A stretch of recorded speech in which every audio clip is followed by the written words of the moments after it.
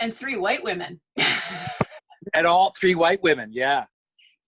I was saying to my classes, and we do this every year when we go through this stuff, is take a look at the news that you watch in the evening and tell me how much diversity you see. And this is one of the things that has made me like CTV a little bit more, is that they do have two older women and they do have a little more diversity. Whereas CBC for a long time, it just seemed like a whole bunch of white people. Yeah, well, that's, see, now this is really interesting to me because when I first published The Tree of Life, people took the image without my permission and it went on the internet. And so it got liked and shared millions of times on Facebook and Instagram. Mm-hmm. And the only hate mail I got were from incel men because it was called Tree of Life and there was not a single penis in the picture. And it's like, what are you, a traitor to your gender? It's like, how can you call it the Tree of Life? There's not one penis to be seen. There's no life without a penis. I'm going, oh, okay. The penis is the tree of life. Like, I felt I earned my honorary ovaries because I was sent dick pic. And it's like, okay, so you're sending a picture of your penis to a man, so sending an unsolicited dick pic is an insult. It's the whole power thing. I'm going, that's really, and I didn't even, 5 years ago, I didn't even know that such things existed in my protected little male white privilege world. But then women of color in the southern United States started typing in, well, this is great, Tree of Life, white feminism, where's all the women of color? And of course, there's a Filipino in the picture, and there's East Indian women in the picture, and there is a woman in the picture who's African American, but she wasn't black enough. Okay. Like, that's not even a conversation I can get into. And in Vancouver, so I started out saying, well, it's like there's fewer than 1% of the population in Vancouver is African American. Mm-hmm. That's not what they want to hear. It's like, well, I'm not represented. So, but it was the idea that I, as the photographer, had not just not represented them, but they felt that they had been excluded. Mm-hmm. So I asked a number of these, listen, call me collect. I want to have a conversation because I don't understand your viewpoint. Explain it to me. And it's like, Vince, there's no one to be an African-American woman. You're never represented in art. You're never seen. We're invisible. Mm-hmm. Think of art as being, representing the best of a culture, the highest ideals, all of that, museum, institutional shtick. But it's like, even now, the gatekeepers are 90% white males. Mm-hmm. Still, fewer than 5% of the art that hangs on the wall is by women, Mm-hmm. and 80% of the nudes in museums are women, curated by white men, created by white men, and artists who are women of color have the least amount of representation of all. Yeah. It's the point Hannah Gadsby makes too in Naked Nudes. Oh boy, women are white and they're depicted either dancing naked in the woods or bathing. That's because those are the two activities we do all the time. That's all we do. Yeah. And women of color are the other, exotic, or they're for sale. Yeah. The fact that there's a whole genre of harem pictures, that is just like full on playing into some bizarre upper middle class male fantasy. Yeah, women can be purchased. Yeah, and I think some of those photos fall into one of the categories they now call the colonial gaze, is the sort of past lookings at people who could be purchased or people who were in positions of owner of property. Well, yeah, they were ruled. Yeah. Yeah, bought and sold. You're making all the points that I always love that the Guerrilla Girls bring up too, is this constant fight about the representation of women and, do you have to be naked to get into the Met? Well, that's the Guerrilla Girls are fabulous. They are. And they do really worthy work, because in the end, if you spend, and I love museums, don't get me wrong, but when you do actually turn around and you realize that predominantly you're looking at male artists, predominantly white male artists, the depiction of women is predominantly naked and not in modes of strength. It's usually in pretty submissive. There's, as one of my friends said, there's a lot of pieces in museums that have rape in the title. There's a lot of rape going on, and it's usually in statues and paintings. And he's like, I don't understand why the museum has so much rape. But it is, and it only really hits you when you take notice of it. Otherwise, you just peruse through and you don't think about it. Yeah. Yeah, the Zeus got away with a lot He did. by being a god, by being a white power figure. Yes. And as Lacan would say, he had a phallus. He had the power. My philosophy class has been doing gender stuff, and we've done a lot of Lacan, and they're having the same sort of eye-opening moments that the women's and gender studies students are, about a lot of these structures of power and just how hinged they are on the phallus. And it's fun because there's dialogues going on about this, about the passing of the power through the phallus. And Dick Pic is really the modern era of the power of the phallus. It's pointed at you.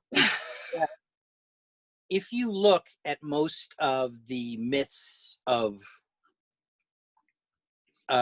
rape, though, it all starts out as Zeus or Apollo, a male god, tries to seduce a nymph or a siren or the sister of his wife or cousin or someone he shouldn't be having sexual relations with at all. And when the woman demurs and is not interested, then he rapes her. So it's like, it's not only is it rape, it's that you don't get to say no. Yeah. Yeah. And that's one of the things I forget. There's a few statues. And then after they're raped, they're turned into a tree, a rock. You know, it's like, not only, so by spurning men in power, not only do you get raped, but you then get punished. Yeah. You're raped. Yep. Because you let it happen. You couldn't stop the god. Yeah. I know, it's horrible. I mean, last year I went through the British Museum because I was staying in that end of London, and the crisis moments in my mind involved, wow, this is a big building full of stolen stuff. Second, there's a lot of nude women in here, and and a lot of white nude women. Any of these sort of culturally diverse women are Egyptian statues or Assyrian statues that have been stolen.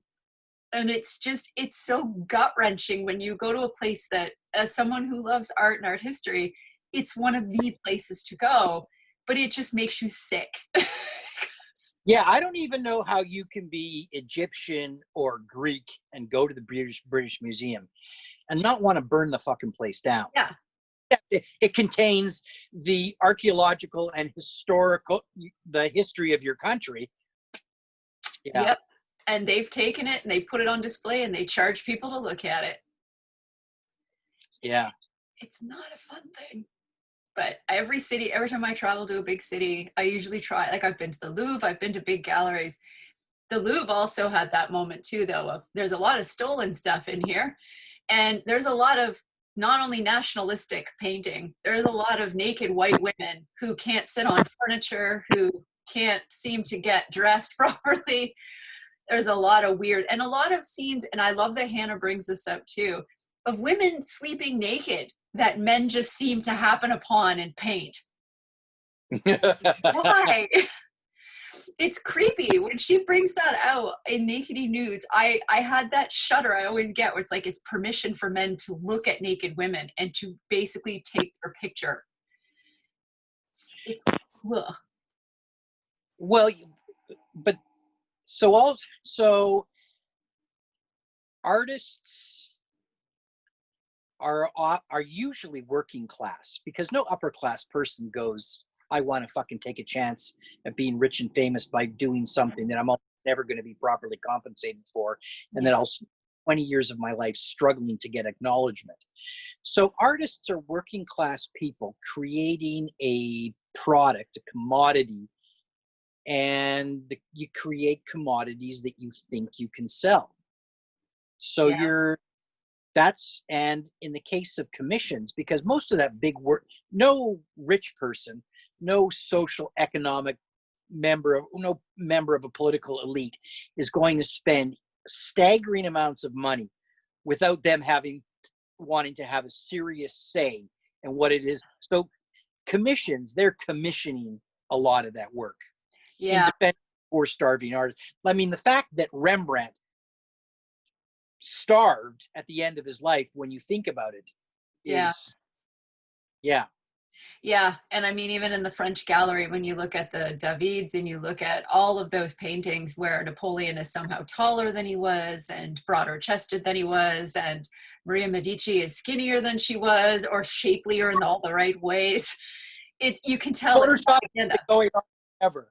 Yeah, it's propaganda art, and it's for me, that part of the museum was really, it's breathtaking, but it's also gut-wrenching in the same sort of activity. It's a very weird feeling to be Yeah. both in awe and want to be sick. Well, and the other thing is that we are by nature, and I'm speaking of you and I, the people in the world who look at things with a critical and skeptical eye is tiny. Sadly. Most women that I talk to, because I end up with most of the subjects for the nude and the landscape. We have, some point in the shoot conversation about the male gaze. Most women have never heard of the male gaze. Which is sad. One of the links I shared for my lesson this week is Laura Mulvey from, I think, 2015, doing a 40th anniversary of the male gaze, and the very article that we're doing this week, and talking about it with younger scholars and others who keep talking about just how relevant it still is. Yeah. And and I often find that is this one, and getting back to who gives you the news. If you look at CNN, the number of commentators of color and the number of women, I think in terms of women, it's probably 50-50. And the number of people of color is very high. And yet you look at Fox News and it's white on white. But then you look at Trump's cabinet and it's white on white. Yeah. Yeah, the example that we often like talking about is, and I mentioned her to you, is Lisa Laflamme on our national news, and especially COVID right now, she can't really do anything about her hair. So we're watching her gray very naturally. But she is a woman where we're actually getting to experience aging. And the thing I find about her is she's a brilliant journalist. So if the news network said, hey, Lisa, you need to start Botoxing and doing these things, she'd probably say, screw you, I'm a journalist. I'll go do my journalism again. I'll leave. And, but her and Sandy Ronaldo are the two women that over the years we've gotten to watch age. And not in a superficial way, because every other time, and I love Betty White, I love Helen Mirren, but these are women of means. They can age better than most of us. And even then, I don't think I remember Helen Mirren aging. There's gaps in her career where I've not really seen her. But we don't have a lot of regular women who age normally. And it's sad because for most of us, I have students who said in our Q&As that some of them are already being told at the age of 25 to start using the anti-wrinkle creams, start putting the Botox in your face, start doing the things to stop you from getting smile lines and crow's feet, and which I think is quite sad. But I mean, the beauty industry and the cosmetic industry is by and large owned by men and run by men. Yeah. Selling products that generally is 2 to 3 times more expensive for women than they would be for men. Yeah. The pink tax. Okay, so you gave me a piece of this. When and how did you become aware of the male gaze? I went to film school and I would say that was aware of it as a term probably in the early 90s. but really thought of it in terms of my photography because in order to get my commercial photography certificate from Langara, the art history of photography was taught by Maria Harper, and also another instructor, Penny Lane Shen. So I had two women instructors who both brought up the male gaze in terms of in photography. That's cool. Because I remember the first time we talked about this was with your tattoo art project Right. and the fun that you had with, you know, your idea of male photographers, male subjects, female subjects, Right. and the fact you struggled to get some male photographers to shoot male subjects. Yeah, no, it was, yeah, so actually I would have taken both of those classes after I did the tattoo project. But I also struggled to get the male when I funded the project and because I financed all of it. And I basically had to tell a couple of the male photographers that if they couldn't acknowledge that half the photographers had to be women, um, that I would replace them. I would find another male photographer because half the photographers had to be women, and that was actually an issue with some of the male photographers, Wow. and not the older ones, the younger ones. Really? Oh yes, really. You could ask Six about that. Yeah, that was, and one of them was the owner of the studio where we were shooting. Oh my God. Yeah, but Wow. he very German, and he had some interesting ideas. So, what are you doing today to disrupt this, to disrupt the male gaze? I mean, I can draw it out of your photography, but it's fun hearing it from you because obviously, as a man, you have to work at it, I assume, because it's very easy to sometimes fall into certain channels. Yeah, but I mean, I tell people all the time that I learned more about women's issues being in 5 years as a nude photographer than I had in the first 50 as a man.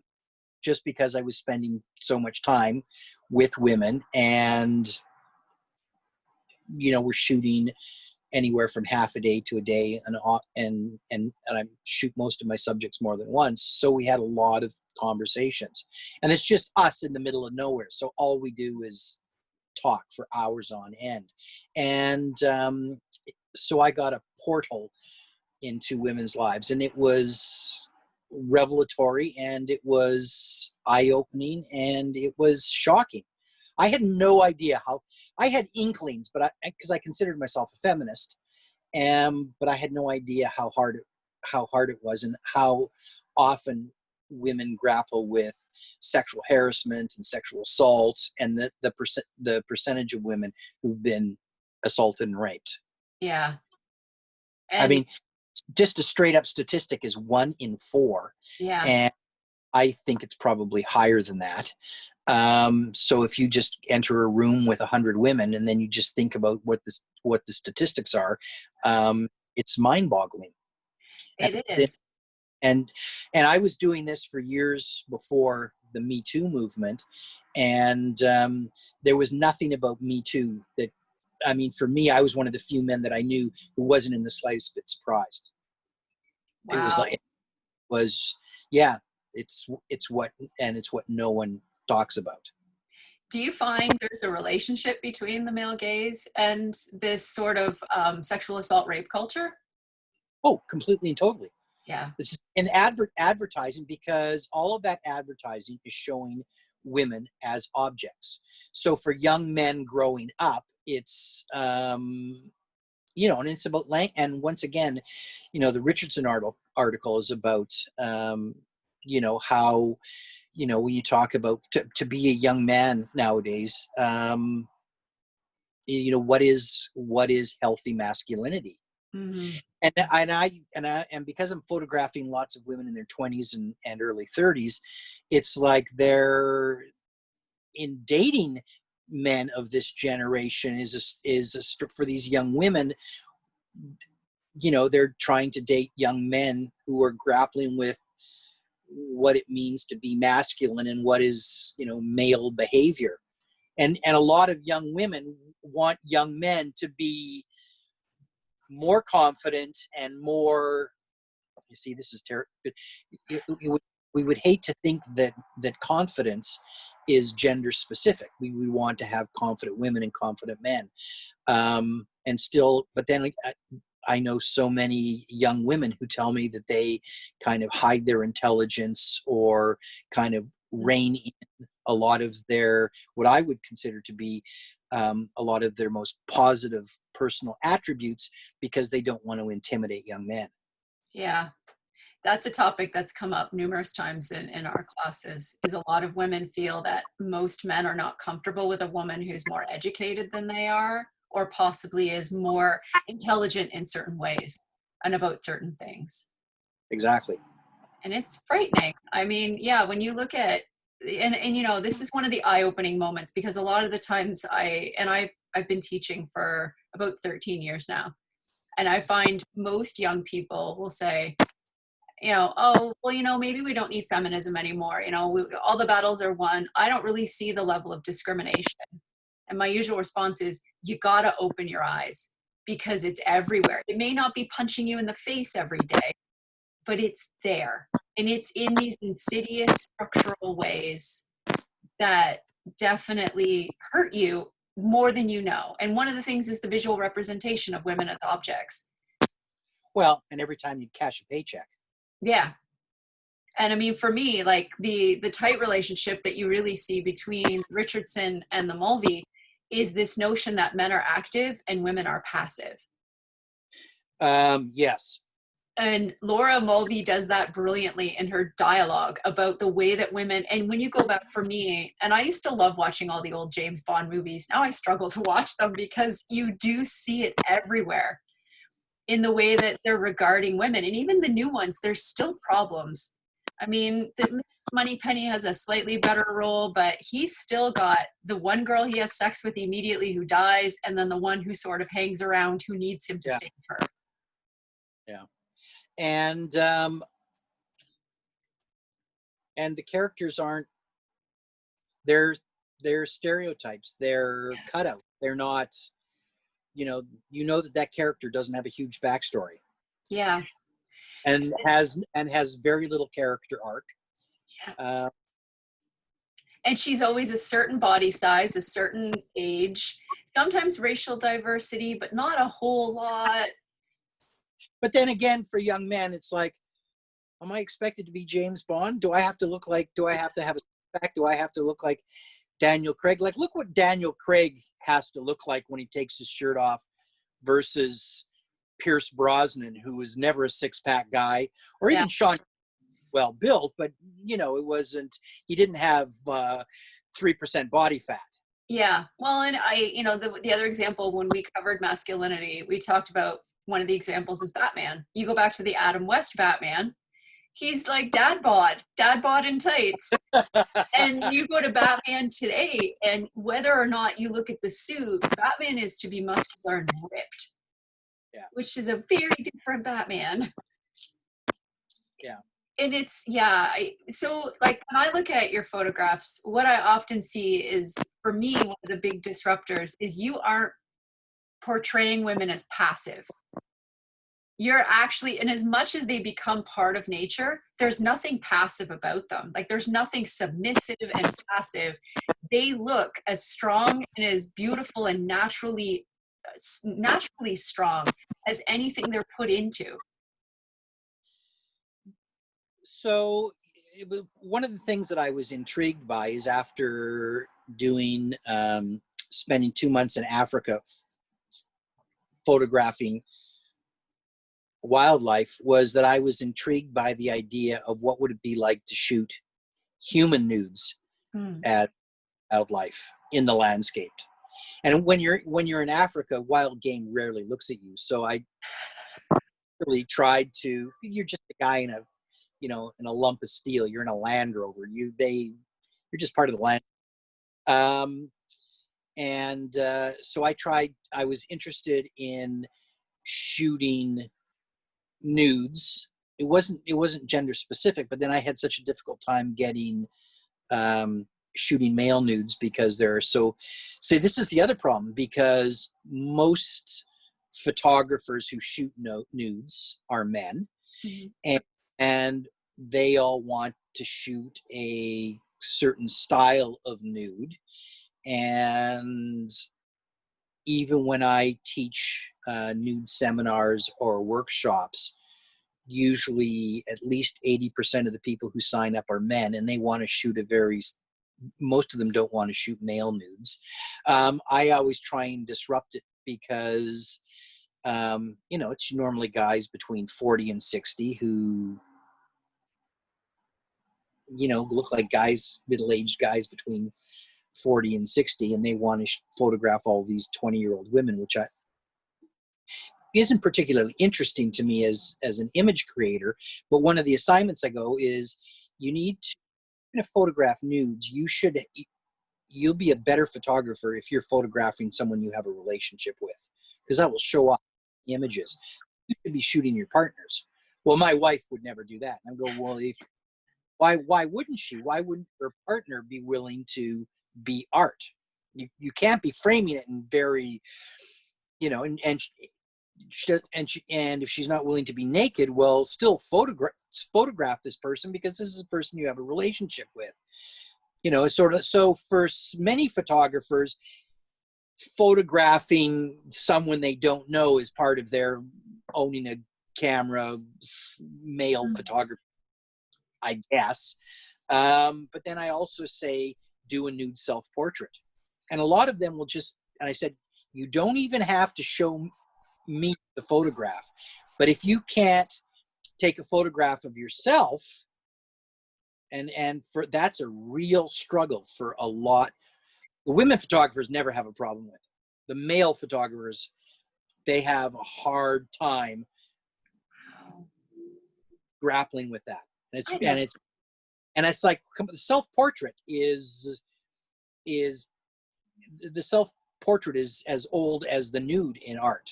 Mm-hmm. So if you want to be an artist, and then if you're struggling with this, you ask yourself why you're struggling with it. But then when I teach a class in nude photography, one of the things I always talk about is intent. Why are you shooting a nude? Why does your model have to be nude? What's the purpose of the nude? What's the purpose of the photo shoot? What are you using the image for? And more importantly, what's your story? If you're an image creator, you're trying to tell a story with a single frame. What's your story? Mm-hmm. Other than the fact that it's a beautiful body of a naked woman or man, what's the story? Why? What's the intent? And a lot of them have never even thought of that. Really? Listen, I've been a story editor for 35 years. I've been an image creator for even longer. We live in a culture that doesn't have a lot of self-reflection and introspection. We don't. No, as a philosopher, I realize that. So in the last 2 weeks, since we've seen the televised murder of George Floyd, where the first time in a modern era, we saw a public lynching, which was like public hangings, where people would take their families on a Sunday or a Saturday to go to the public square and see the power of the state end someone's life, to send a message. But these were social gatherings where you could take a boxed lunch and have a picnic and make a day of it. It's same thing with the guillotine and Revolutionary France. Well, even the guillotine was still operating in France in the 20th century. And it was like, but those were public affairs because it was the pub sending a message to the public. Yeah. So you had it in front of as big an audience as possible. And, look at all this, the idea of all of these white Americans and white Canadians and Europeans, and the idea that you would have unconscious bias is really difficult for a lot of people to deal with. I mean, Amy Cooper in Central Park was a Canadian. She was educated in Canada. And for her to say, I'm calling 911, there's an African American man who's threatening me and my dog, and I'm there, and then to act well, she's being videoed on his camera, and that didn't stop her at all. So think about her mindset, where she had, and she works as in finance with the Templeton Fund, so she's making at least a couple $100,000 a year or more. For her to be so unaware of her privilege, and to then go on say, oh, you know, I'm not a racist. It's like, you have to be so unself-aware to have someone who can't have the position that they have without being well educated is really staggering when you think about it. But then when you have General William Barr say, we don't have systemic racism in the criminal justice system of this country, that's just astonishing. And then for Ben Carson to say the same thing, for whoever is the interim head, because they're all interim heads in Trump's cabinet, whatever interim head of whatever in department, to say there is no systemic racism is not just blindness, but willful blindness. Yeah. Which is our way to reinforce the system that we have. It's true. And, you know, even in light of this, the painful conversation that we keep hearing too in Canada is, oh, this is an American problem. This isn't a Canadian problem. And it's like, oh, it is. For Indigenous First Nations residential schools, and it's every bit as bad, and in some cases worse. And we still have reservations and communities and have running water, and well, within the first week of the don't have drinkable water. Yeah, well, in the first week of the George Floyd murder, you saw the video of the RCMP officer pulling up beside the drunk Inuit man and knocking him over with his car door. Like, it's here too. And then you have the police and that woman who somehow fell off of her balcony in Toronto, and then a woman who was shot.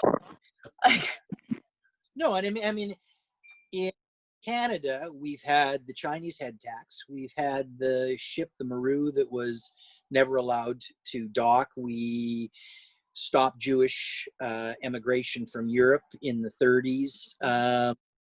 We had Japanese internment. There is no ethnic group or person of color that we haven't, that we have not exhibited state-sanctioned. It's true. And and it ends up being a problem that we have to address just as much. And, you know, when you look at the fact that, as we were saying earlier, most of the art that people are exposed to is very white-centered, white captured by the painter or the photographer, white-centered as in the subject.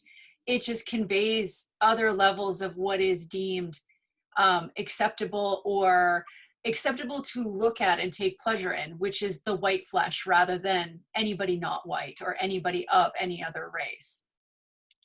Yeah, so for me as a photographer, and after dealing with, and now recently, because of, you know, every time there's Mother's Day or International Women's Day, someone reposts Tree of Life. Yeah. And I have conversations with more women of color. So I actually went back, because I have all of the models that I've shot in the past 9 years. You know, I've shot 10 different African American women, or African Canadian women. And so out of shooting several hundred models, they're overrepresented, but it does feel like they're underrepresented in a body of work, except, my work reflects the people that I'm surrounded with.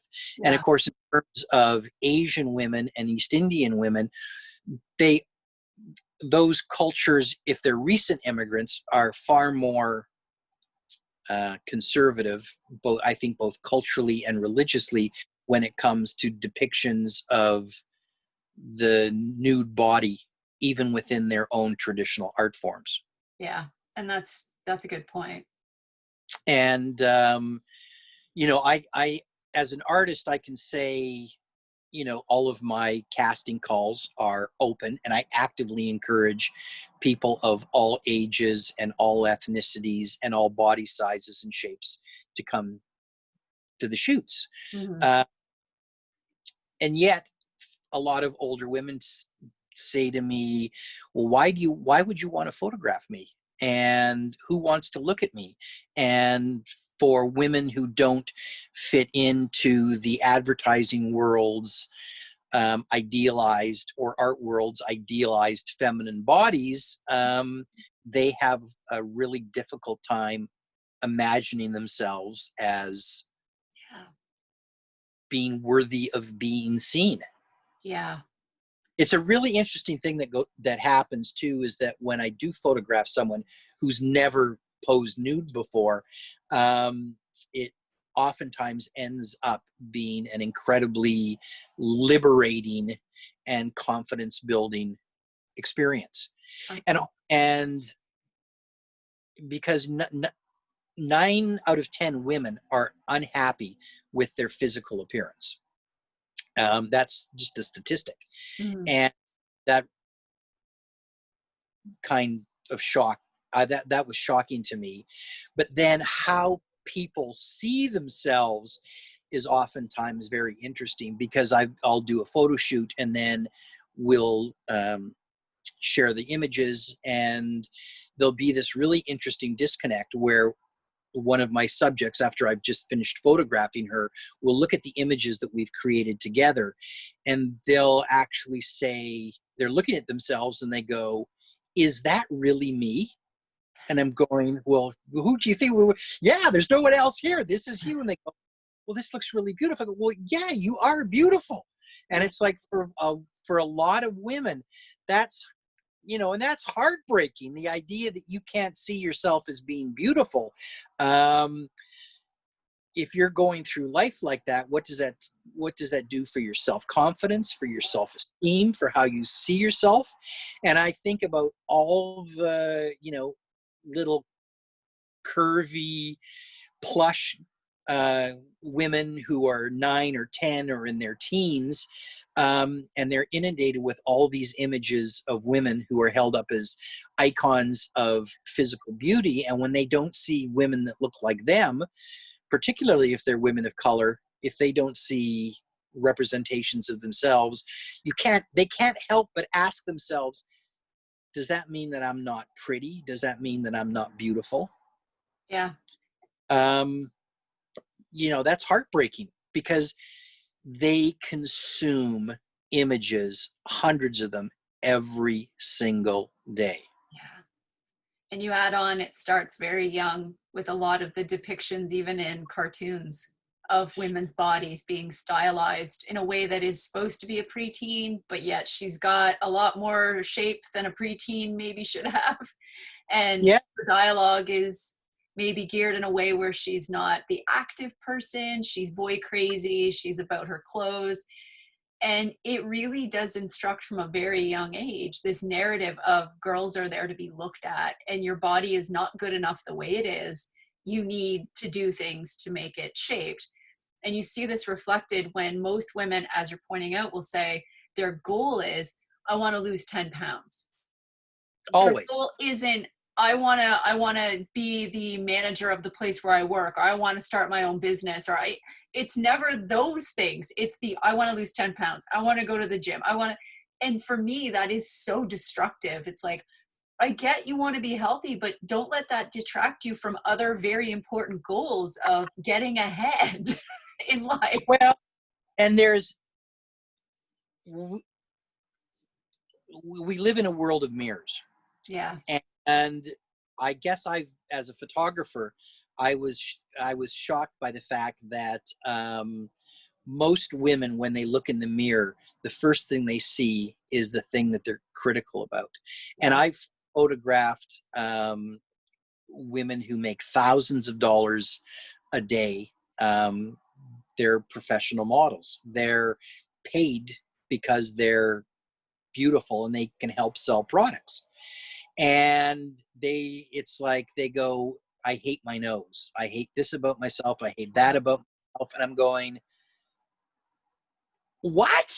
Yeah. It's and oftentimes as a photographer, I'm attracted to features on women that they that they really dislike. Like, I'm interested in women with strong jawlines and interesting noses and strong hands, wide shoulders, because those are interesting things to photograph. And they'll go, oh, I can't you? And I'm going, oh my God, that's what makes you interesting and fabulous and unique. Listen, the bridge, that nose is a signature. That's that's the nose of a duchess. That's aristocratic. That's,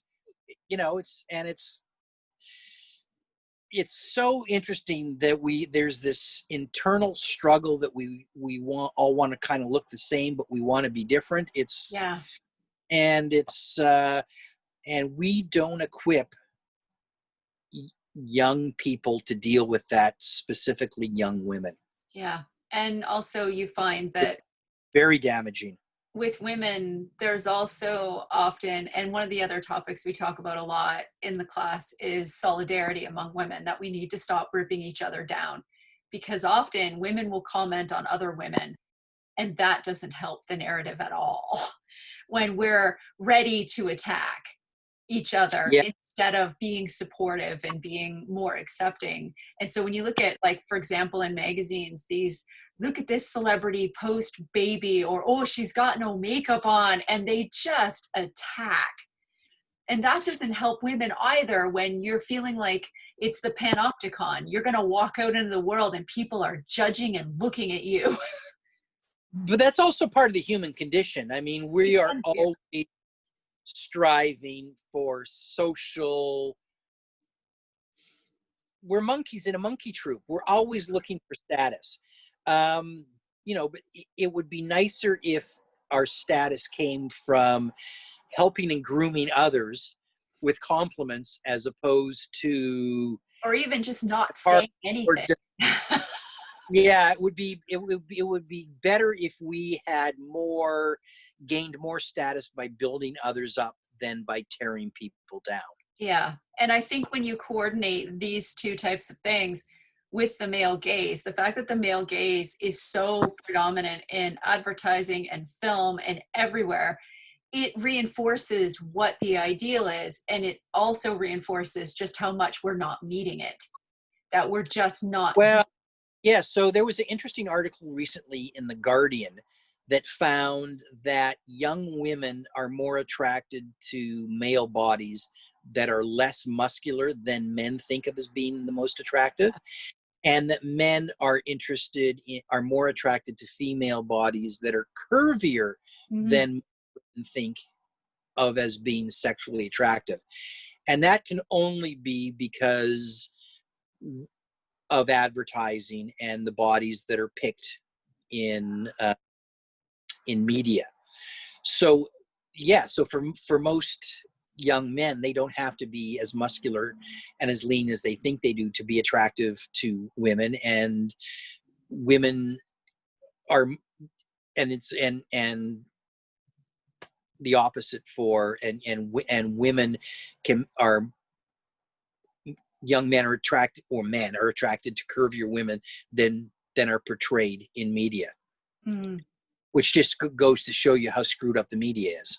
Yeah, because even in fashion magazines and mainstream magazines, they'll talk about the dad bod and make it acceptable. But anytime there's a woman with a little bit of like muffin top or a little bit of something that isn't quite flat or straight, they either Photoshop it or they circle it and point it out that this is not acceptable. Well, you see, and now it's interesting because in Canada, the average woman is barely 5'4", and she weighs 153 pounds. Mm. That's the average woman, and she's a size 14. Yeah. So the average runway model is between 5'9" and 6 feet tall, and she's a size 0, and she weighs between 113 and 123 pounds. So the runway model represents 0.001% of the population. Wow. She is a genetic anomaly. There's No. nothing in that body that is an atypical body. So, and then you look at retail fashion, and the average dresses available in fashion retailers are size 0 to size 14. Mm. Well, 66% of North American women wear a size 14 or larger. So that means that retail fashion is only selling to 1/3 of the female population. Yeah. That is so bizarre to me as to be. Yeah. And even on the runway, when they have models who are around a size 10, 12 to 14, they call them plus size models. And yet they're They're normal still small size. average. It's, yeah. So I hate the term. Well, we've talked about that. I hate the term plus size. Yeah, I If you do too. add an H to plus, you get plush, and plush is voluptuous, curvaceous, Yeah. ripe, and plush is just. I Yeah, grew plush. up Yeah. I grew up with plus size being 24 and up. Like somebody who couldn't buy in a normal store, like in a regular store, they had to go to a specialty store.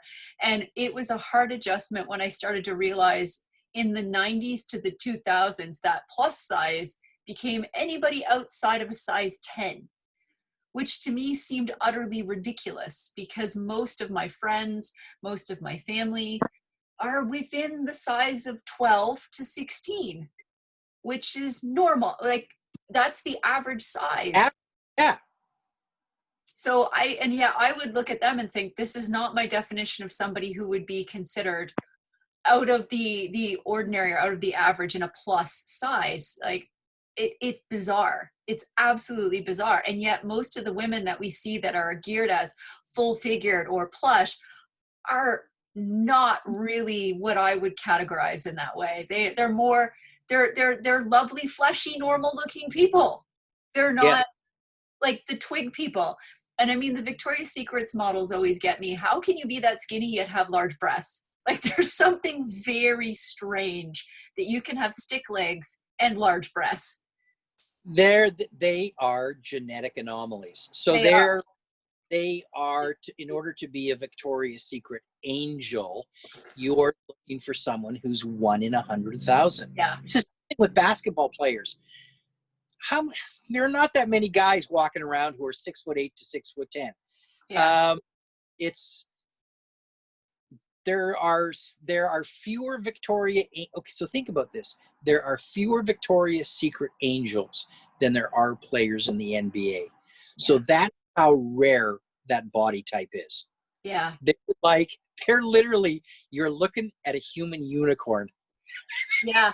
And I always end up assuming they have a thyroid problem or something because any woman I've known in my life who has had a body like that with very large breasts has had a thyroid issue. Well, yeah. So we're talking, and it's like that's what is there? 12 of them, maybe 15. Yeah. Yeah. Out of the entire female population of. Yeah. And it's, one of the advertisements I showed when we started into this section was their perfect body campaign, where it was the name of the underwear and bras they were selling was the perfect body, but the images of the women was the Victoria's Secret angel women. And it caused a huge backlash because, of course, what it said to most women was, this is the perfect body. And these were all your unicorns. They're unicorns. Yeah, it's unattainable. Yeah. And it's false. So that's why I maintain that every picture that's been photoshopped and digitally altered should have a disclaimer on it, It because should. it's false. And magazine editors are really, in many cases, cultural criminals, because it's like 40% of 8-year-old girls say they've dieted. By the time a girl is 10 years old, 60% of them will have dieted. Well, haven't even entered adolescence. They're supposed to be chubby and round, Yeah. and they're little girls. You got baby fat. It's and you need that to be healthy to grow. So no one should be diet. They just should not be diet. But it's, and we discourage girls from being active. We discourage girls from playing sports. We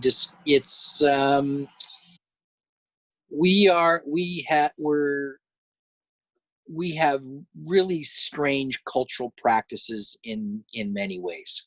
Yeah. And I it's, mean, and as for me, as a writer and as a documentary filmmaker who's looked at indigenous, I mean, I've been fortunate enough to go to 90 different countries, and in North America is every bit as unusual in its own ways as any indigenous culture in any number of countries. yeah. And We don't just see it because of our built-in bias. yeah. And I mean, it is fun when you look at places where the more plush woman is the ideal, and it's stuck back in some of the old thinking of, she's healthy, she has food, she's of an upper class, she can birth babies. Yeah. She's not going to break. And when you see that thinking, it reminds me just of like the Rubenesque women, and this idea, this older idea of what health was supposed to be, of a woman with meat on her was the desirable woman, because she wasn't poor, she wasn't starving, she could carry children to birth, and she could in fact survive if she went without food for a few days, because she had enough fat on her body to burn. Yeah. When you look at a lot of these women that are so anorexically skinny, it really is unhealthy. And you think, how is her body not in Well, stress? this is even in terms of women who are athletic. When women drop below 18% body fat, they tend to stop menstruating. Yeah. So most women who are Olympic athletes, that's the other thing we never talk. Well, that's like, we live in a culture that doesn't talk about menstruation at Nope. all. Nope. The fact that women have to pay taxes on menstrual products is obscene. It is. And the fact that male lawmakers would balk at the fact that at not dealing with that is beyond the pale. Yeah. Many of the students I have still talk about, and I mean, some of them are quite a bit younger than myself and you. They're still going through sex ed classes where, when it hits the talk of menstruation, the boys are sent out of the room, which to me is bizarre, because I never got sent out of the room when we talked about penises. I knew more about male anatomy than I knew about my own anatomy, but the boys were sent out on the menstruation dialogues. And it's like, but these guys, especially if they're heterosexual, are going to find female partners. They really should understand how a vagina works, and not just think it's magic.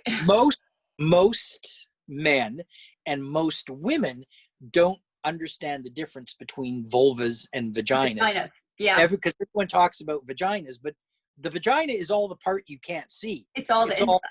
It's all the inside. Yeah. Vulva is everything on the outside. And people go, what? What's a vulva? Yeah. I always say this. I created an 8-foot statue, an 8-foot sculpture of a fabric vulva, and then go, wow, I'm 50 years old with graduate degrees and multiple undergraduate degrees, and I have to be consulting a textbook in order to make an representation of a vulva. That's interesting. Yeah. And it's even, I've told this story to students and other people, but one of the most joyous moments I got last year was, we were doing the topic of intersex. And of course, talking about intersex, we have to talk about genitals, we have to talk about everything. And I said vulva, and one of my male students made a face, and then I see him typing, and all of a sudden you hear, "Oh, that's what that is." And we all kind of looked at him, and he's like, "I just thought it was all vagina." And one of my female students said, "Yeah, you and everybody else, it's not. Vagina's inside, vulva's outside." And he goes, "Wow, my girlfriend is really going to appreciate that I know this." And it's like, does she know it? Yeah, well, yeah, It's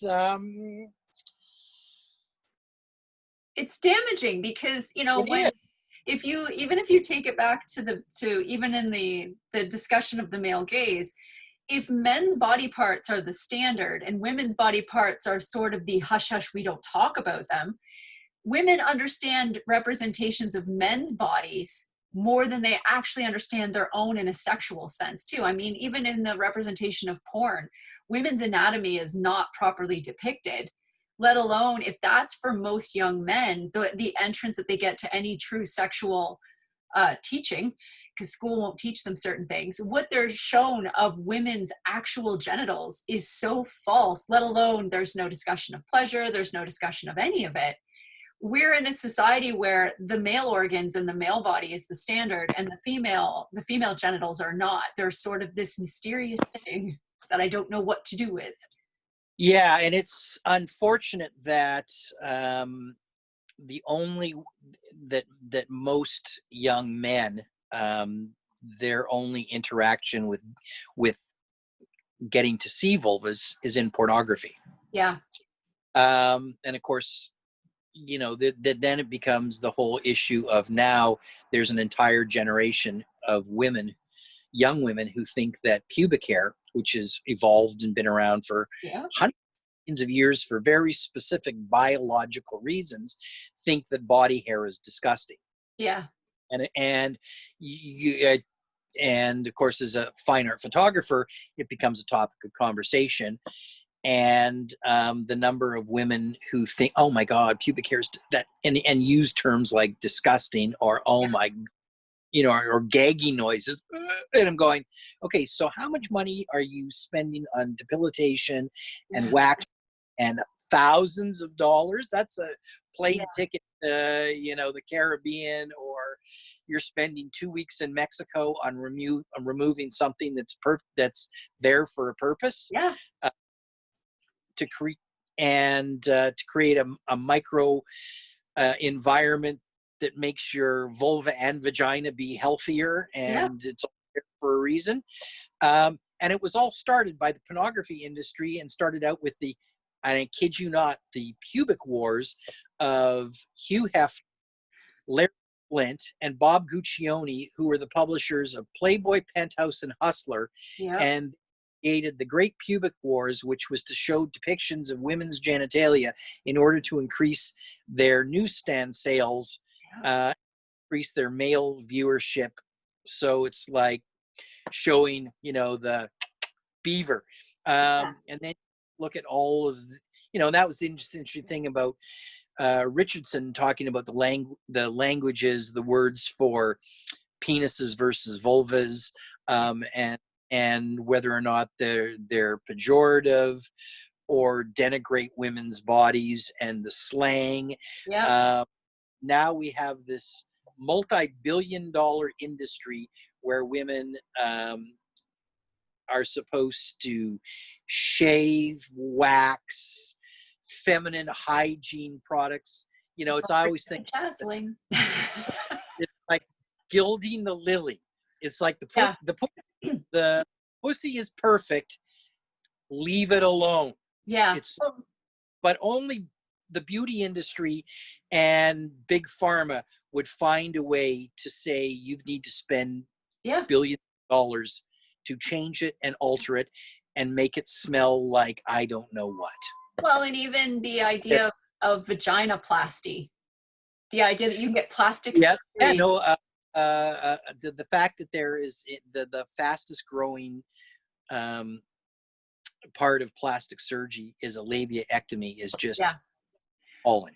Well, yeah, and sometimes when you look at That's the Western version of genital mutilation that we're trying to stamp out in fundamentalist Islamic cultures in Africa. Yeah, and when you actually see there are several instances of male commentary on women's labia and what they should and shouldn't look like.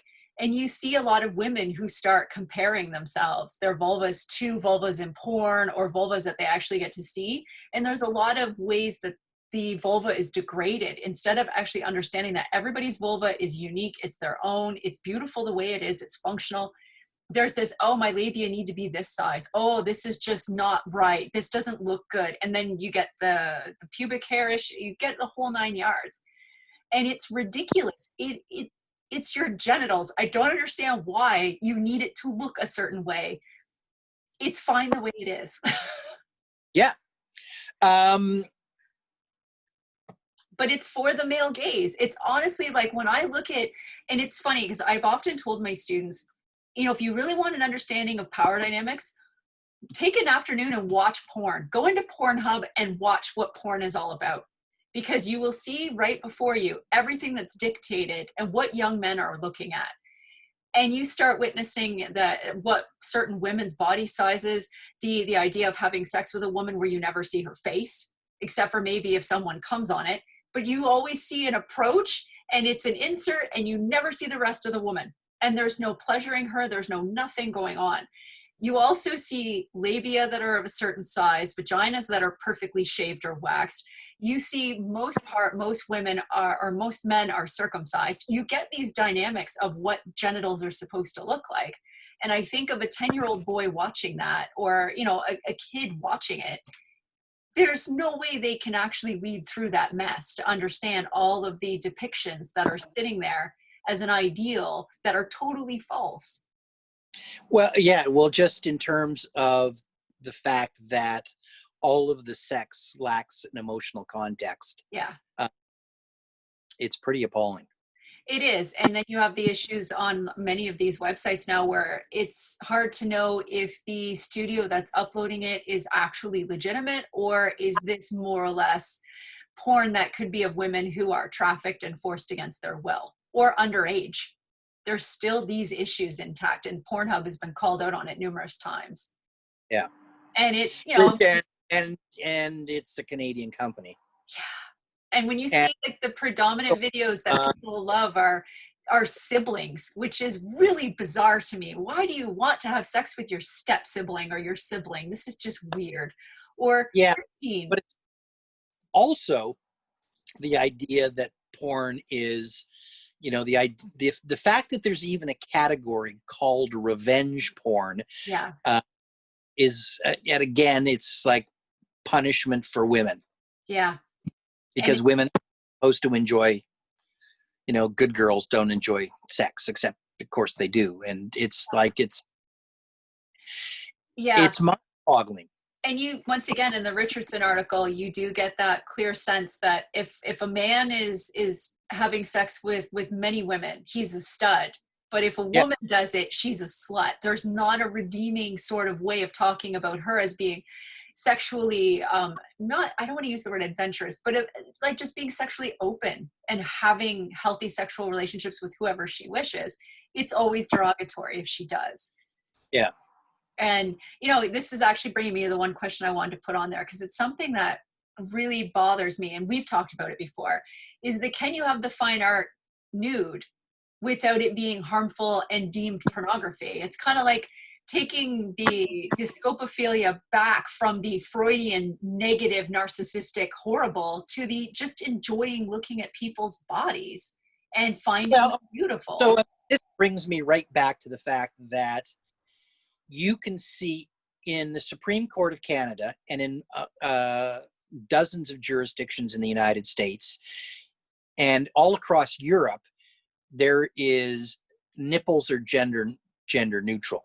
But on Facebook and Instagram, on social media platforms, as soon as a female nipple is depicted, unless it's a reconstructive surgery for a mastectomy or for breast cancer, or it's a woman actively nursing a child, you cannot.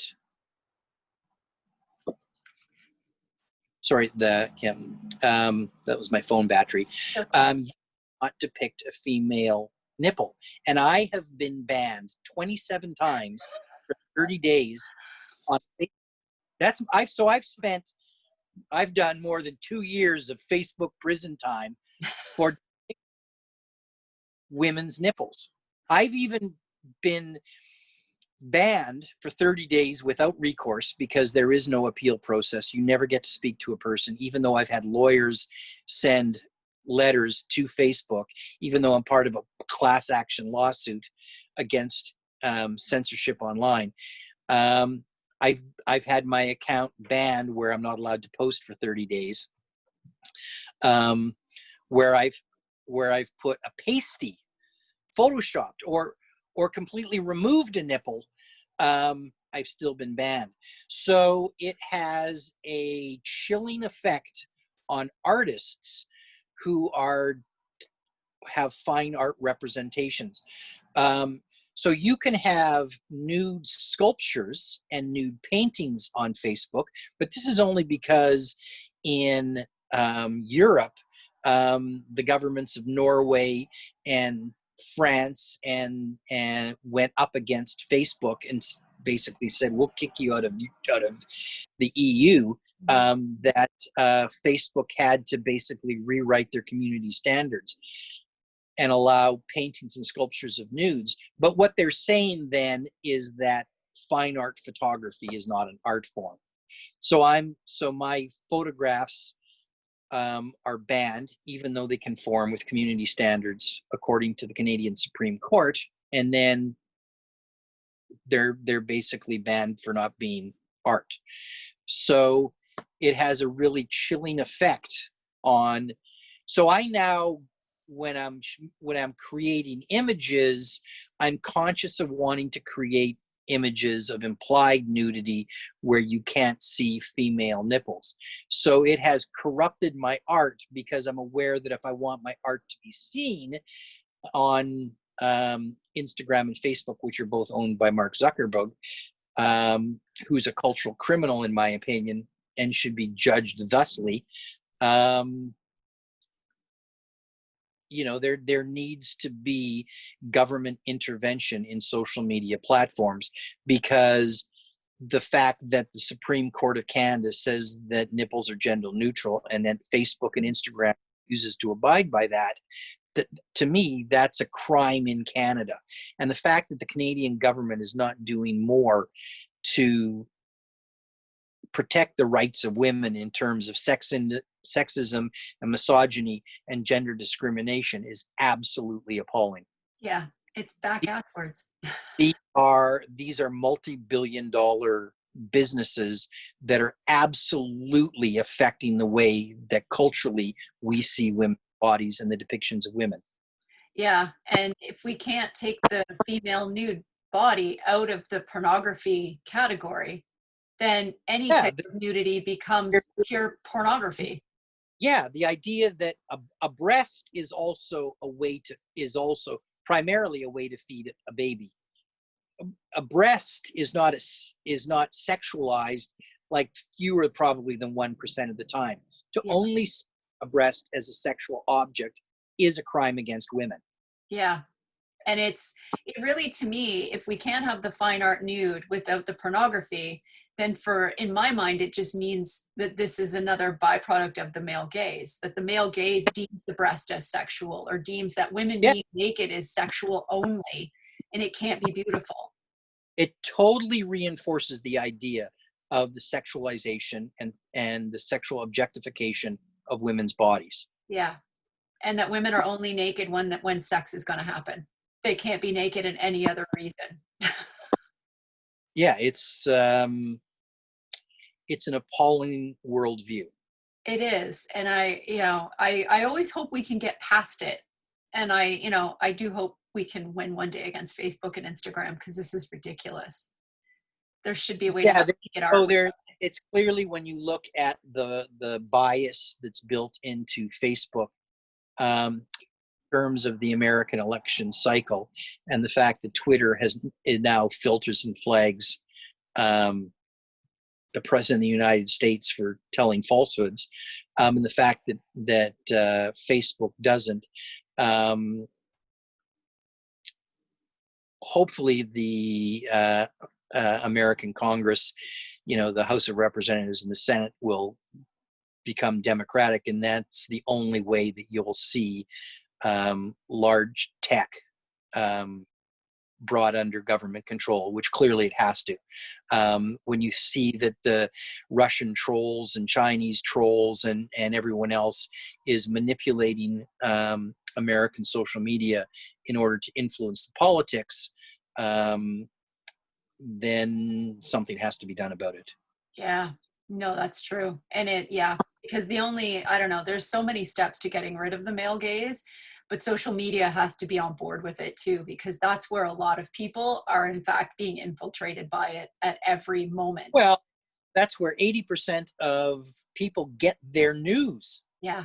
That's the truly that's a frightening statistic. It is. Because people who can manipulate the algorithms to micro-target people based on their interests and based on their data, because people's data is not private. People's data is continually collected and manipulated without their awareness of it. Yeah. Yeah. I mean, I love social media and I hate it in the same breath.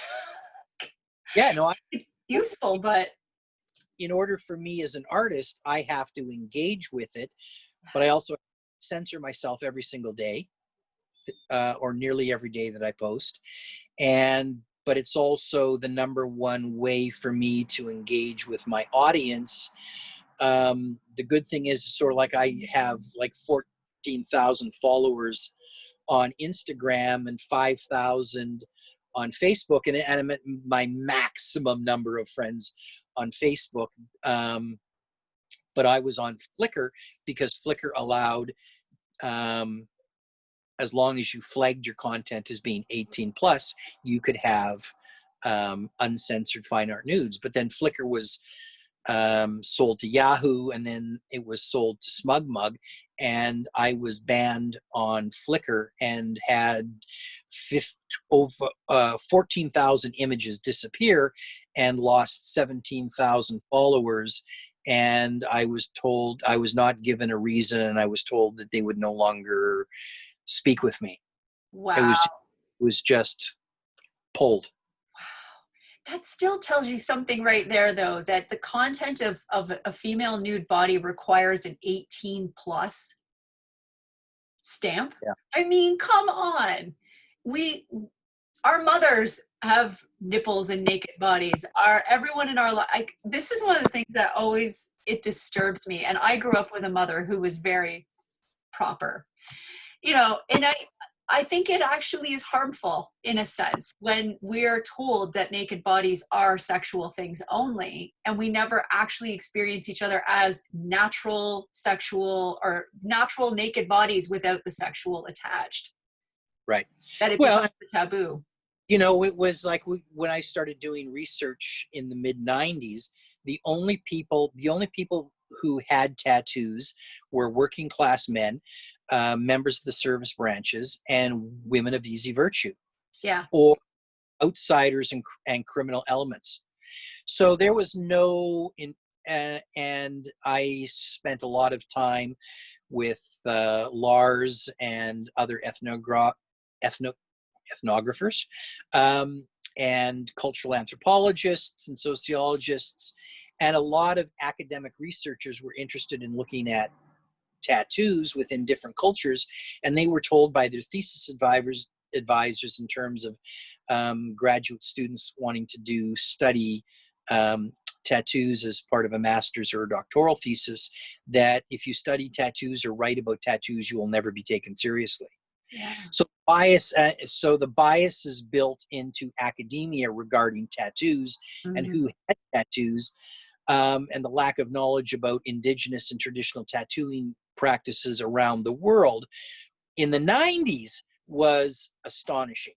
Yeah, and that's why I created a whole database and collated and collected all of the research that I could find, was because no university was doing it. And I find still, like, even in what you're describing, the narrative of some of that still lasts, because when you look at the tattoo magazines that are the large ones on the scene, the men are portrayed as sort of the warrior type. The women are the easy virtue. And there's still this idea Yeah, in the the women are still, representation of, they're still shot as pinups, yeah. and and and their nipples always have to be covered. And it's one of those things where, and I've shown, several images when I've done talks on this, that there's a lot of times where I look at these covers and I think, why is this woman naked for a tattoo that is on her forearm? There's really no reason for the Right. entire, and the finger biting and the fact that she's usually of a certain age, certain body size.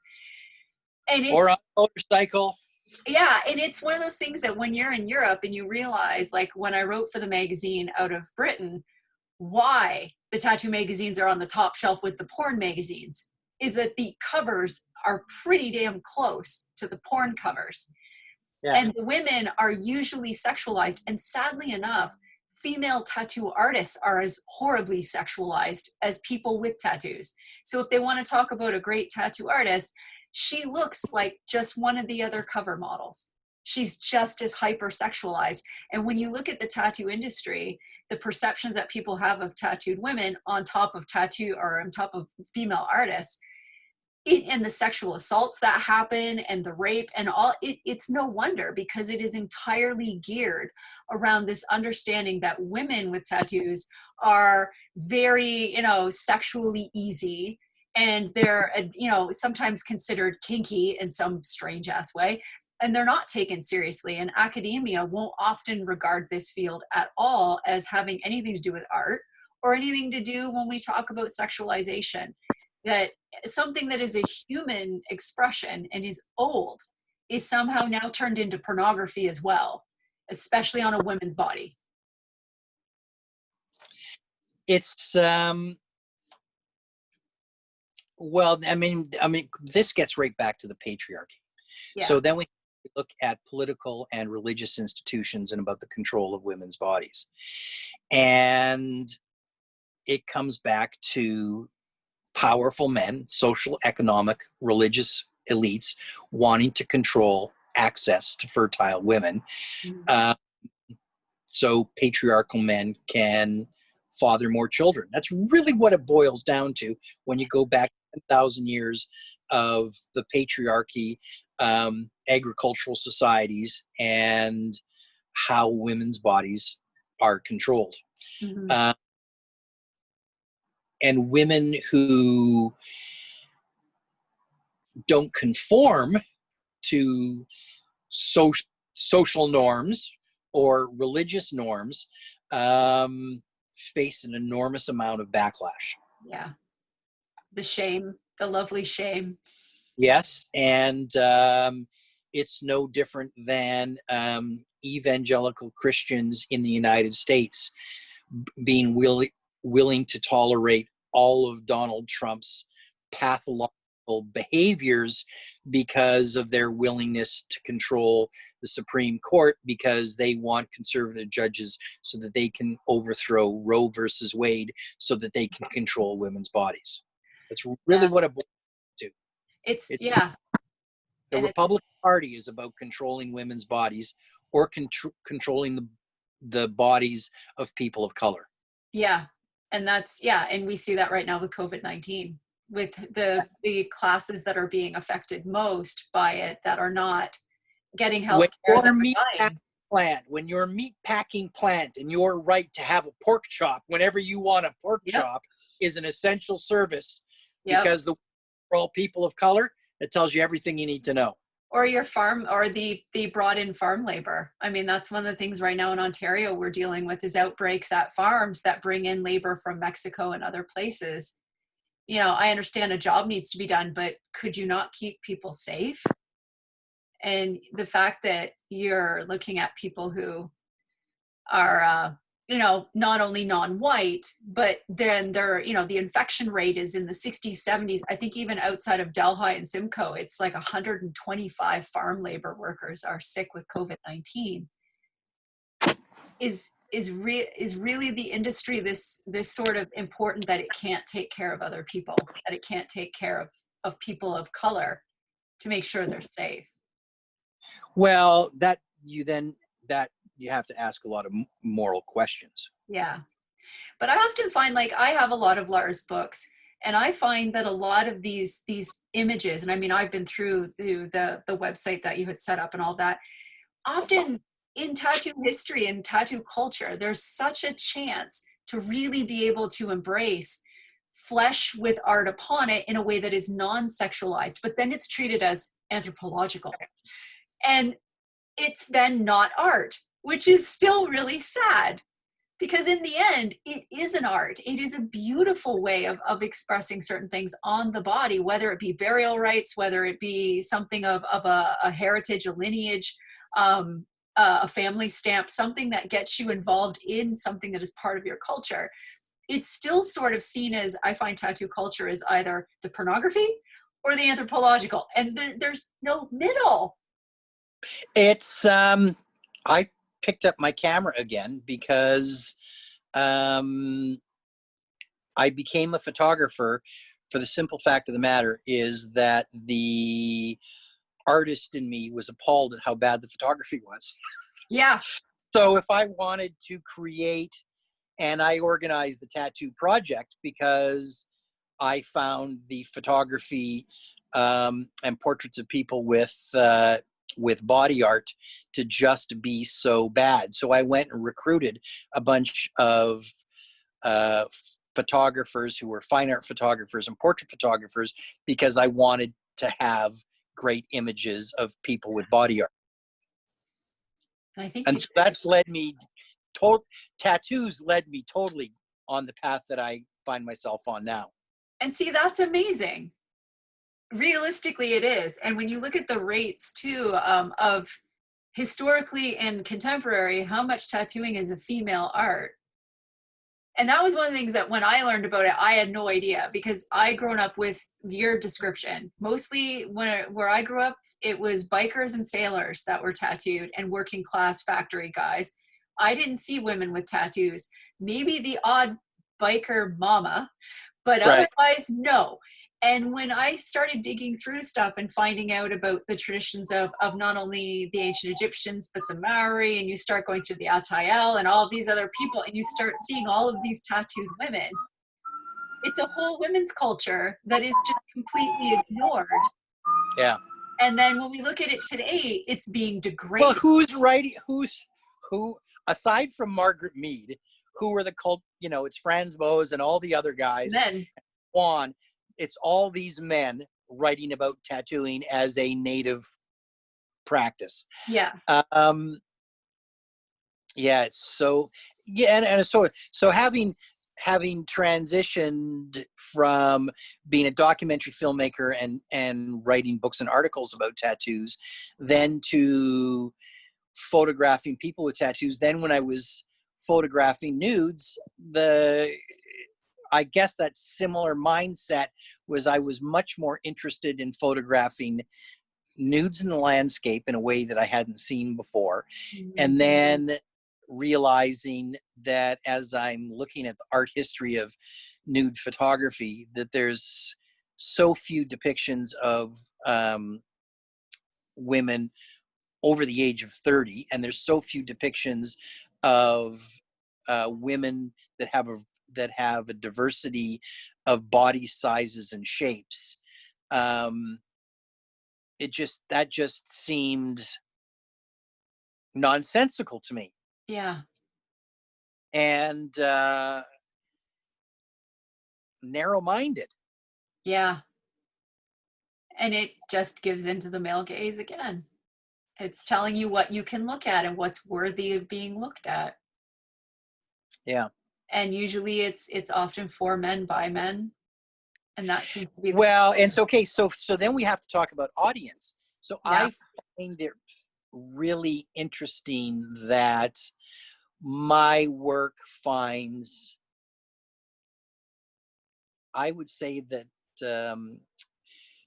my work gets a better reception among women a women audience than it does among men. And it's sort of like I'll get on social media when I mean, for me to be able to photograph Sarah and Judy in their late 70s at Wreck Beach was like one of the greatest afternoons of my life. It was fabulous. And women universally go, "Oh my God." And it's like, and they would then be tagging all their friends going, "I hope this is us in 50 years, or I hope this is us 30 years from now, that we're still hanging out naked at the beach together." And then guys would be saying, why do I have to look at this? This is like, why? And I'm going, that's a very strange, narrow worldview. Yeah. Because this is, for me as an artist and as a photographer, I'm interested in photographing my world. And I've always photographed, and as an artist, I've always drawn or painted, or been interested in representing the women that are in my life. Mm. Significant others, friends, family. Why wouldn't you? That's, yeah. I can't understand an artist who sees the world differently than that. Yeah, that makes sense. And I mean, that hinges into the last question I had wanted to ask you, because the female gaze has become such a big topic over the last, I would say, 5 years. And in particular, last year with Portrait of a Woman on Fire, Little Women, and some of these other films that have come out that are directed by women that feature very specific acts of looking. And what you're describing kind of taps into that idea of the female gaze, what women would want to look at, and how women can look at your tree of life and your nudes in the beaches, and actually see things that they want to see, that they enjoy seeing, because they're seeing something that isn't sexualized. They're actually seeing something authentic and strong in its own flesh. So I would have to say that when it comes to shooting nudes, the single biggest photographic influence on my work is that I was most attracted to the female nudes of Ruth Bernhard. Okay. So I had all of Ruth's books going back to the 80s. I'd say it wasn't, I didn't understand that Ruth was gay probably until 5 or 6 years ago. Okay. So I think it's interesting when people say, so we talk about the female gaze, that I was most attracted to the nudes that were shot by a gay female photographer. So if you look at Herb Ritz's nudes, they're very idealized female, because he's shooting mostly supermodels, and his gay men they're pretty idealized male bodies. In terms of heterosexual photographers who have appealed to me the most and had the most influence on me, it would be Edward Weston. But then he's shooting his partner. So he's photographing Tina Modotti and Cherise, who's his partner for a big part of his life. And then Irving Penn. And Irving Penn did a whole series called Earthly Bodies, where he shot a number of very voluptuous, fleshy bodies, and did and shot them almost as nudes, as landscapes. And those were the nude representations that I was most drawn to. That makes sense. And that also speaks to, I guess, the ways that you disrupt the male gaze is when you find a gaze that you like, you understand how to sort of expand on that work rather than go into the what I guess you call the status quo, the sort of male gaze look. Because the more I see films and photography taken by lesbians and by women, I start to now want to see things taken that way. I find I'm more comfortable rather than I'm thrust into the role of the voyeur, which is what I feel like now when I watch all my once beloved 80s films, like Weird Science. I can't look at that film as easily as I used to because I don't want to look at Lisa's midriff. I can't, like, when the camera scans up her in the doorway, I wish it would have just stopped on her face and not done the whole slow body scan. Whereas, I look at Portrait of a Woman on Fire. I look at, there's a newer film about Virginia Woolf. There's the Little Women, even the newer Wonder Woman by Patty Jenkins. There's more development of the character. There's more eye contact. There's more face. There's more whole body. It's not, let's look at Wonder Woman's abs for the entire episode, or let's look at her butt. She's not broken into chunks, and she's not sexualized in that sense. It's more about a glory of the whole person and this sort of engagement of touch that stimulates the senses. So it makes sense to me, if you're drawn to that viewpoint, why you would actually pursue, I don't want to say emulating it, but it's what it brings to the table that you like so much. But also as an artist, as a male artist, how many 18 to 25-year-old idealized bodies can you, it's honestly, it's boring. Yeah. It's not in, I mean, once as an artist, once it's been done, it then becomes about intent. What's your story? Yeah. The why are you doing that? Why am I seeing this? Why am I looking at this? What are you trying to say? Well, that's already been said before. So you're not interesting as a writer, if it's been said before, it's probably been said better than you can say it. Yeah. So what you got to say as an artist that's interesting? Well, to me, it's interesting that I want to know, why don't we see beautiful fine art nudes of women who are postmenopausal? Yeah. Why do we not see beautiful fine art nudes of women who are in their 50s, 60s, 70s, and 80s? Yeah. Like, my dream right now is I would love to photograph a fine art nude of a woman who's over the age of 100. Yeah. Because we don't see those bodies. No. Those bodies, but that's part of the human condition. That's part of all of us. What does it say about us as a culture that we don't see those bodies and all those beautiful, plush, voluptuous?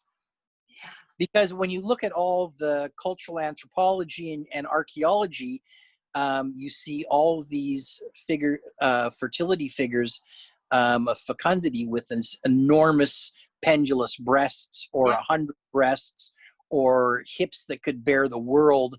Never mind, dozens and dozens of children. But we don't see any of that represented in, modern photography, let alone modern art. And it's like, why? What's and it's like, for male artists, why are they not representing those bodies? I don't understand it. And it's the sort of, you could say, the job of the artist to be the cultural critic at times, to say, this is what we need to be looking at. Yeah. Not this anymore.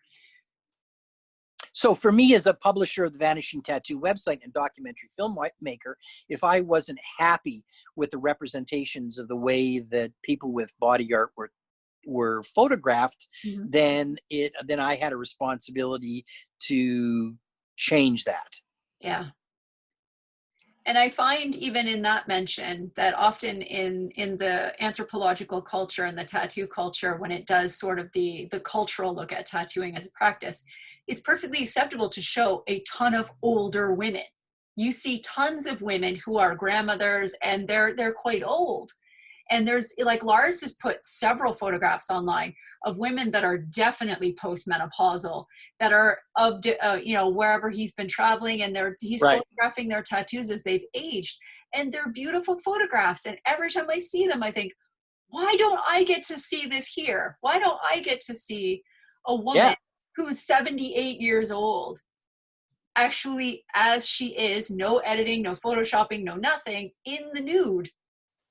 Well, and it's just, so my picture of Sarah and Judy together and my Yeah. picture of those are among, in terms of social media, in terms of the, you know, in terms of their popularity with my audience, those are some of the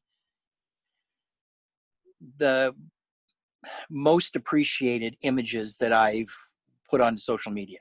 Yeah. And it makes sense because it's not something you see every day. And Yeah. it's something that many of us, and I think many women feel we should, because if we were surrounded by those images much more regularly, we'd be much more comfortable aging. Well, so this is why I'm fascinated by this movement across the United States. There's a recent documentary film called Gray is the New Blonde. And the idea that, you know, once a woman has gray hair, it's like, a woman doesn't have to color her hair, just Yeah.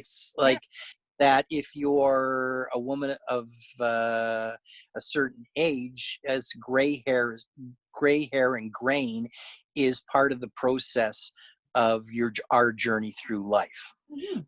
Um, this is going to happen to all of us. Yeah. We are all worm food in the end. This journey only ends one way. Uh, Yeah. you know, You don't look 18 when you leave.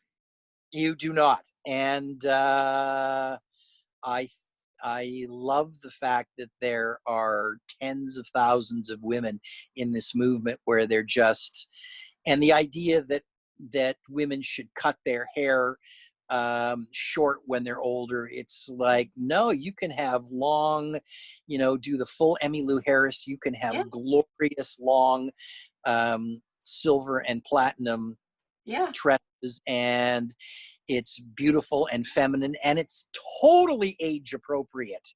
Yeah. I've You never and the understood idea it. of it's sort of like, you know, in terms of pejorative language, you know, the three stages, the classic Paleolithic stages of a woman's life. Um, yeah, maiden, mother, crone. So a maiden was before, you know, a woman has her menarche. So once a woman is menstruating, she's fertile and can bear children, and then once she's um, postmenopausal, she's a crone. Well, this idea that crone has this, oh, Vince, I hate the term crone. It's like a witch. No, crone is just the stage of life. It's like, it's, Yeah. you know, take back the language, because it's beautiful. And, you know, in terms of mammalian societies, um, you know, it's whales, elephants, and humans, where women have this long life at past the end of their fertility. And it's because these older women are the cultural libraries Mm. of those societies, those old whales, those old elephants, those matriarchs in all of those cultures help in the longevity and flourishing and success of their daughters and granddaughters and all the Mhm. other women that they're related to within their community, because they have this body of knowledge that they pass on. You know, whereas there's food and good water in times of drought and all that knowledge and child raising that they can pass on. And we should venerate that, we should celebrate that, and certainly it should, I think, should be part of our art. Yeah. I mean, i you look I look at those photographs and I'm left almost speechless by the beauty.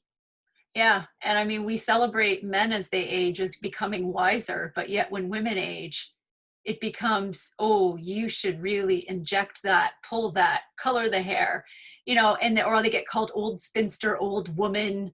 They're deemed as much older or much more relegated to pasture. Whereas we seem to be okay with Richard Gere having gray hair, or we seem to be okay with men Well, and it's this, being, you know, it's a, and in film and television, you know, Harrison Ford and Richard Gere into their 70s, they get paired in films with women who are 10, 20, 30, yeah, and now 40 years younger than them. And it's yeah, like, and it's sort of like Daniel Craig when Monica Bellucci turns 50 and it becomes a big thing that she's the first Bond woman over the age of 50. And it's Yeah. like, hello, welcome to your life. It's, Yeah. and it's great that we see Meryl Streep and Reese Witherspoon and Nicole Kidman and, that, but it's sad too that for women to have great artistic projects and films within which they get to star, they have to have a production company that finds stories for women who are over the age of 40. Yeah. And I mean, even back to your Power of Women dialogue, when you look at the fact too that we're now becoming in a period where it's becoming acceptable to sort of celebrate pregnancy. One of the things I find is after a woman has a child, there's this absolute censoring of her body unless she's like a celebrity who can get back pre-baby body within about a month of having a child. And you never, even the women in celebrity who have had children, they've had plastic surgery often to fix their stomachs, to get rid of any excess skin, to get corrections done. Or, they've often had cesarean sections where the idea is they're supposed to look right back to where they were. And I know from many women in my life who've had children, it really damages their self-esteem because of course if they spend that first year post-baby breastfeeding and their body takes the natural amount of time that it can to go back to a certain form, or it may never return to a pre-baby form, they're guilted into it that you should be in your pre-baby jeans and you should be able to do all of these things. But that it's just and let's not. I mean, there's this whole thing is that once women have babies, the idea that they should hide breastfeeding. Yeah, in the bathroom or the janitor's closet. Face social media had to be guilted into allowing women to post breastfeeding photos of their babies because breasts feed babies. We don't survive as primates unless we get to breastfeed. That's how we feed for the first year of our life. And the idea that women have to hide their breast under a breastfeeding blanket, or that they have to remove themselves from polite society in order to feed, what ludicrousness. Yeah, it Don't is. get me started. And then and when you watch women go through a post baby, let alone, most of my friends will get on the topic of the way I was told birth happens is not exactly how it happens. And in fact, if I'm told one more time that it's unicorns and rainbows, I'm going to murder somebody. But the fact that then the post delivery body is never depicted. And most of my friends feel like they cover up more in the years after they have children than they did before because they feel guilty that they've got stretch marks or that they've got stomachs and that's one of the things that I'm dealing with in photography and so many of my subjects. It's like, oh, my breasts aren't as high as they used to be, or can you hide my cellulite? And for every mother out there, I don't like my stretch marks. And I'm going, well, those are the things, again, that I want to photograph because those are the things that show the journey of your life. That's part of your story. I want to photograph you to get a portrait of you that depicts who you are. And those are the things that are, listen, I can pose you to make you look your most flattering, but I love the fact that you've brought 2 or 3 or 4 beautiful more people into the world, and that's a big part of of who you are. Let's celebrate that. Let's not hide that. Let's celebrate that. Well, and it's sad because in still in 2020, this era, we're still living with women being more or less pressured to fulfill their biological destiny, that they should have babies. You have a vagina, that's what it's for. But yet when women do, they're punished for what their body naturally goes through. Or they do it and then we have to hide it. Yeah, we have to hide everything to do with it. And I mean, we've come through an era where you used to hide pregnancy, that if you were pregnant, you had to wear the great big moo dress and you weren't supposed to be seen. And, you know, we didn't talk about it. You disappeared into the hospital and then you came out with a child. We've kind of gone through at least a bit of that, where now pregnant women can wear fit clothing. They can actually be quite public. But it's sad that the after process, we're still focused on women's bodies. We're still focused on censoring women's bodies. And we're still focused on only giving them a narrative of celebrity where these people have means to actually put their bodies back into a certain shape that Right. most of us cannot do, let alone, I mean, some of my friends, their mothers, you look at their mothers tell you what their post-pregnancy body looks like. Your hips widen. There's parts of your body that are not going to go back. And No, that's okay. It's a part of the journey. it's part of being human. Yeah. And we will all So age. again, and it's like, and now it's women make up more than half of the population because reckless young men kill themselves off. That once you get to a certain stage in life, more than half the population is women. But we don't tell half the stories are not of women, and it's as an artist, I'm interested. You know, it's why I was interested in indigenous tattooing, because there was this whole world of tattooing, and nobody knew. Most people had 99% of people had no idea about indigenous tattooing Yeah. practices. We tattoo in the West because explorers saw tattoos when Yeah. they traveled around the world. Um, for me as an artist, I'm interested in telling stories that people haven't seen or heard before.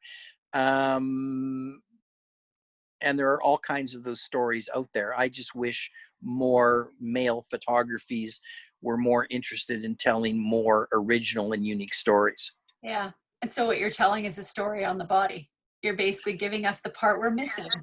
Yeah, no, I would be quite happy just doing fine art nudes of women over the age of 40 for the next 10 years. Yeah. In fact, my idea for my next books after the nude and the landscape, I'd love to do one called Plush, which is just nothing but fine art nudes of women who are just size 12 and larger. And I would love to do a book of just postmenopausal fine art nudes, Yeah. because you you don't see representations of those bodies, and yet those bodies tell the stories of all of those lives, and every single woman is going to go through that experience. It's going to Yeah. be part of their life's journey. Yeah. And it gives the representation that's so badly needed. In a fine Well, art, not, it gives it in a fine art manner, gives it non-sexualized. That's what I find fascinating, because then it gives me that moment of enjoying looking at a body without either the accompanying strange shame or guilt or feeling like it's pornography. Fine art has a way of actually doing this, and it should yeah, be. I had such an interesting conversation with Annette um, Newcard, and she's doing a whole series of paintings of women who are postmenopausal. And when she was looking for source material, she ended up having to go on to all these porn sites because there were no fine art photographs of postmenopausal women. Yeah. And she goes, Vince, it was just bizarre. You just couldn't see any. And but the other thing too is that this idea that once women are postmenopausal and no longer fertile, it's this idea that they're not sexual creatures. Yeah. So the idea that women can't have sex unless they can get pregnant and have children, that's the dumbest thing I've ever heard of in the entire history of mankind. Yeah. Humankind. Fuck mankind. In the history of humankind, in the history of it's like the idea that people would no longer be interested in sex if you can't bring a child into the world. It's sort of like is just nonsensical. We are sexual beings, and hopefully we will enjoy having sex and eroticism and having a rich sexual life until the day we drop off this plane of existence. And the best way to do that, I think, is to have erotica and have nudes that feature beautiful women of every age. Yeah. Just not between 18 and 23, and just not a size 2. Yeah. Because that to me that's like boring. That's like, you only like vanilla ice cream. Well, there's chocolate, strawberry, Rocky Road. Yep. There's a lot of flavors of ice cream out there. And, Baskin Robbins has 31. I got news for you. We got a little ice cream place in Vancouver here, has 101 flavors. You should be able to enjoy all 101 flavors and then come up with some more on your own. Yeah. And it's, I find in the age of Viagra, we're more accepting of men being sexual until the day they die, but we're not thinking about women that way. Well, and also sex isn't just about penetration. No. That's the downside of Viagra is the idea that for men thinking that they can't be men unless they have an erection. Yeah. You could be sexual and penetration doesn't have to take place. Exactly. That being sexual, that there should be a diversity to it and a richness to it that maybe an erection is only 1% of it. Yeah. Okay, but maybe an erection's 10% of it, but still there's another 90% out there that people should be exploring and acknowledging. Yeah.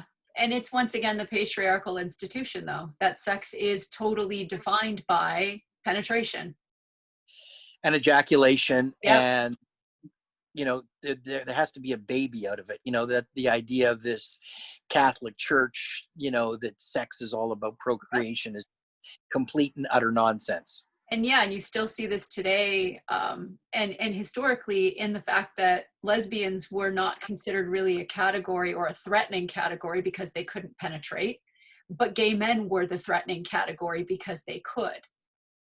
And so you often see throughout the history of lesbianism, lesbians aren't taken very seriously. They're more or less perceived as, she's not found the right dick yet.